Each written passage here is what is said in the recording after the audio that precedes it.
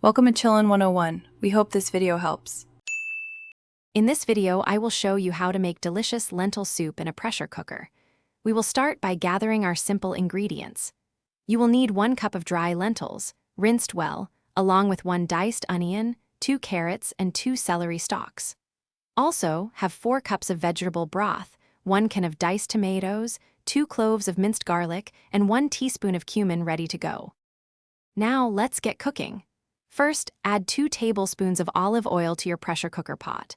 Sauté the diced onion, carrots, and celery for about 5 minutes until they begin to soften. Next, stir in the minced garlic and 1 teaspoon of cumin, cooking for just 1 minute until fragrant. Finally, pour in the 4 cups of vegetable broth, the can of diced tomatoes, and your rinsed lentils. With all your ingredients in the pot, it's time to pressure cook.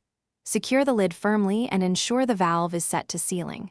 Cook on high pressure for 10 minutes. This will make your lentils wonderfully tender. After cooking, allow a natural pressure release for 10 to 15 minutes. This is crucial for safety and flavor. Once the pressure has fully released, carefully open the lid. Your delicious lentil soup is almost ready. To brighten the flavors, stir in 1 tablespoon of fresh lemon juice. Taste and adjust the seasoning with salt and black pepper as needed. For a lovely presentation and extra freshness, garnish each serving with some chopped fresh parsley or cilantro. This hearty and healthy recipe yields about 6 generous servings, perfect for a comforting meal. Thanks for watching. Consider subscribing if we helped you.